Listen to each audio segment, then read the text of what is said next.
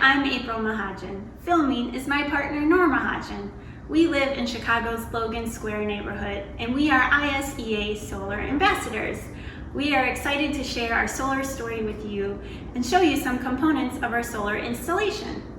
To start, we were motivated to source solar because we care about the health of both our environment and our community. The abundant use of dirty fossil fuels in our electric grid directly conflicts with these priorities. Renewable energy is integral to our future. The technologies are amazing, and now is the time to pivot to these clean and abundant resources. Installing solar photovoltaic panels was one important step our household could take to align with our priorities, address our energy sourcing concerns, and support a future powered by renewable energy. Our solar story started in fall 2018 when we joined ISEA Solar Tour in person. We enjoyed the firsthand accounts from residents and the excitement they exuded about solar. Then in August 2019, I attended a meeting hosted by the Citizens Utility Board, or CUB, about a group buy. The Midwest Renewable Energy Association coordinated a group buy with homeowners across Chicagoland. This was such an attractive opportunity to us because MREA vetted the solar installer. MREA and CUB are trusted resources, and the incentives that were offered, the federal tax credit, the solar renewable energy credits, and the discount offered by the group buy were too good to pass up. Once we committed to getting solar on our home, it took about 6 months of siting, permitting, getting the panels installed and activated. That's a little longer than most because we had such a large party in our group buy. Now on to the fun part, our solar array. Here is our 12-panel south-facing array. These Mission solar panels are 310 watts each. We have a flat roof, so the panels are pitched 10 degrees. While we've only had this system activated since the end of March, about 5.5 months at this time, we've generated over 2/3 of our anticipated annual electricity usage, thanks to the long summer days. Many days we generated more electricity than we used, sending it back to the grid for net metering credit. More on that later. When space allows, as in our case, residential solar systems are right-sized to a household's annual usage, so your generation should nearly match your usage. This is a weighted mounted system, also known as a ballasted racking system, which is typical for flat rooftops.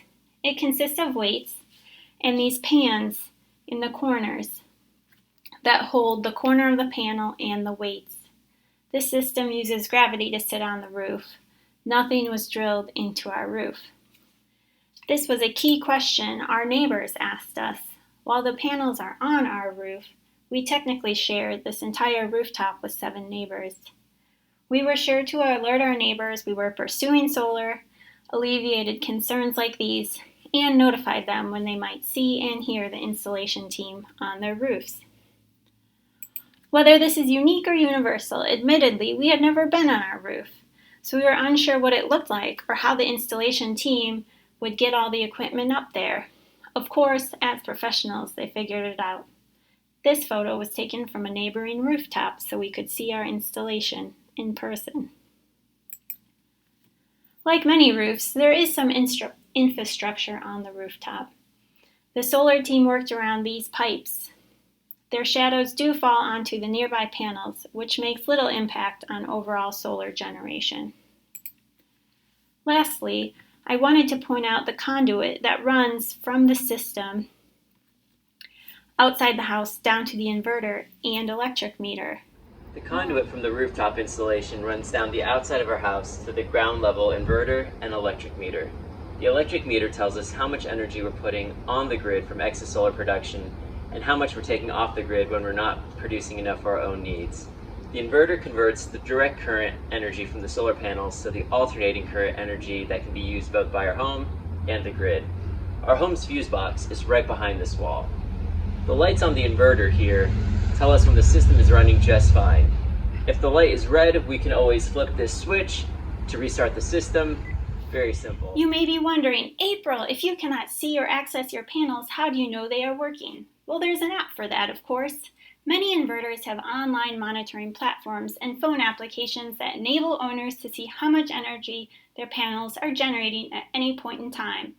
In our application, we see how much power is being generated at this 11 a.m. screenshot in September, the system's peak power, and these great metrics for that specific day, that month, and then the lifetime of the system.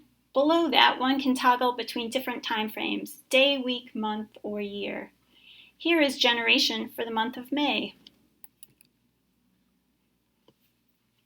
Here's a snapshot of energy generation on one particular day in August. Clear skies in the morning generated this smooth curve, and some clouds on the go in the afternoon caused this jagged generation. We can also see generation by panel. Here is how much each panel generated in a week. If a panel malfunctions, we could see it here and call our solar installer to see what might be going on. No problems here. Last but not least, we can see generation by month for the whole year and CO2 emissions avoided thus far, which is awesome. We love checking our app every day to see how our panels are doing. It's the main way we interact with our solar installation. Since May, which is when our net metering was activated by the utility, we have been generating more energy than we have used, which has been sent to the grid for credit on our bill. Here is that May electricity bill. In this meter information table, it documents how much we took from the grid, 185 kilowatt hours, and how much we sent to the grid, 403 kilowatt hours. We sent more energy than we used, so you can see the supply cost was zero. Down below in miscellaneous, you can see net metering excess generation rollover. This 218 kilowatt hours is the difference between 185 taken from the grid and 403 sent to the grid. This credit has been accumulating and will be applied to months when we don't generate as much as we used. So how much has this saved us? When we compare our 2020 bills for May through August to our 2019 bills for these 4 months, we spent $230 less in 2020 than in 2019. Our bills for these 4 months averaged $16 each, which are delivery charges that customers really cannot avoid. Net metering is considered a financial incentive for this reason.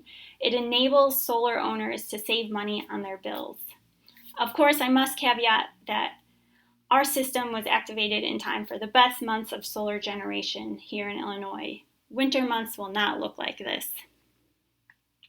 One last graph I wanted to share was from our utilities website, which shows each day in which we either generated more energy than we used and sent it to the grid in green, or days that we consumed energy from the grid in blue. Pretty cool.